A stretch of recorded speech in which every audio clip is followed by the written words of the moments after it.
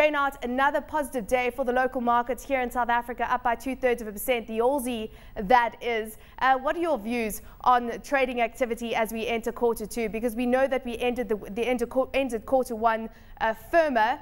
Not as firm as the likes of the US markets, but still a lot stronger. Do you think that the market is due a correction? What are your views? Look, I think it's probably been a fairly surprising strong start to the second quarter, I would think, because first quarter was I think a much stronger market than what most people would have anticipated. And we saw very strong rallies obviously in January and February, and then March was a slightly negative month. But we did have a fairly good close at the quarter end day. I think markets have probably reached a point where it's maybe rallied maybe a little bit too hard. Nothing goes up just in a straight line. I wouldn't be surprised to see markets maybe going sideways, maybe just coming back slightly, I think, in the shorter term. Longer term, I still think it's very difficult to actually call. I don't think global equities are very expensive, but there's still a fair amount of there's certainly still a fair amount of uncertainty out there. So I think it's quite hard to call the medium-term direction, but in the shorter term, I think we've actually rallied fairly strongly. Just looking at some reports out today and listening to some commentators, they say that the US economy might have been experiencing what we saw in quarter one of 2011 and first half of 2011, where we saw lots of positive data and then a deterioration in the economic growth picture. Is that likely to play out this year? Look, it's hard to say. When you look at most of the reports from like the US now, most of the data points are certainly very positive. But you are right in pointing out that in the first half of last year, US data was also very good, and then we kind of hit like a soft patch almost. Whether it'll happen this time round, we'll have to wait and see. What I will say though is that data surprises has been very positive, and by like definition, any like data surprise index is basically mean reverting. So what I'm kind of getting at is that markets probably have been rallying on the back of these data surprises, and we may be getting to maybe some like point where I think scope for further upside surprises are probably less than what they were in the fourth quarter of last year, when markets were a lot lower and everyone was probably negative and bearish. So I would just be a little bit cautious now, because you can't rule out yet another soft patch. Certainly not. What about risk appetite and foreign appetite for local equities? Because looking at the performance in terms of portfolio flows into the market for the month of March, we saw a net inflow into the equity market, and that reversing the trend we saw in January and February. Is this likely to hold up as we go into the month of April? What are your views on foreign appetite for local stocks? Look, my sense is that foreigners are still very active in our market.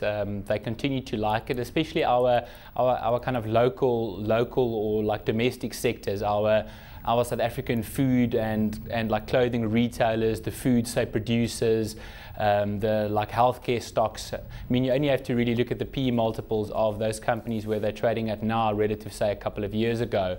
So I think they still like it. For some reason, we are very much compared to the likes of BRIC countries like a Brazil, a Turkey, maybe even a Russia, but I think it's a little bit overdone. I think that certain sectors of our market, for that very reason, has actually become very overvalued, and I would probably put the retailers in that say category.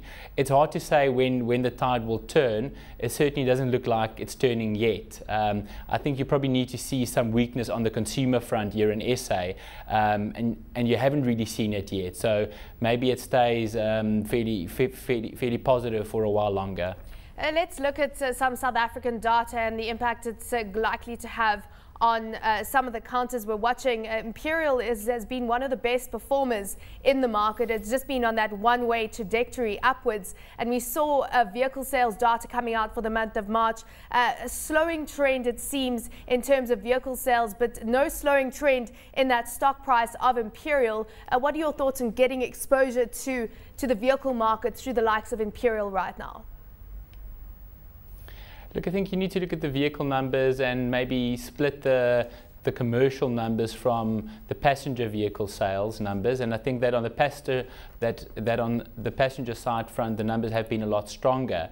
Then also you have to look at the brands to which Imperial are actually exposed to, and they are, I would say, probably exposed to the slightly more lower market brands, the Korean brands that have been growing really, really strongly. They just continue to like take quite a lot of market share, and their growth rates were up, I think, roughly about 48%. So that is probably why the stock did do well on the day. If you look at the valuation of Imperial, despite being a very good performer, it's not on a very expensive price earnings multiples. You know, I think it's probably somewhere between 9 and maybe 10 times based on forward earnings, and that, as I did point out, would compare to some of the local retail companies of, you know, easily 15 to 20 times. So I think relative to say the SA peer group, it certainly doesn't look very expensive. So we actually continue to actually like Imperial on that basis. When you look at Kumba Iron Ore and Exxaro sitting at the top of the top 40 today, do you read anything into that? Kumba up by 3.25%, Exxaro up 2.5%. Do you read anything into that in terms of the outlook for demand for their commodities? Yeah, look, it's hard to say on the one-day moves. What I would say on both of those companies, they're very exposed obviously to the global price for iron ore. It has been one of the best performing, say, commodities. Their profit margins are very, very high. Normally when like profit margins in the commodity space reaches very high levels, that is normally when you should become relatively cautious. We don't think that really the iron ore price will come off significantly in the short term, but I think in the medium to longer term, we think iron ore prices could actually fall fairly dramatically. So for the case for Kumba Iron Ore, we're not very bullish on that stock medium to longer term. It does have a very healthy dividend yield in the shorter term, but as I said, you know, I think that we should not extrapolate the current level of like profit margins into the future. For Exxaro, maybe slightly cheaper. News flow is certainly very positive, especially on their mineral sands business.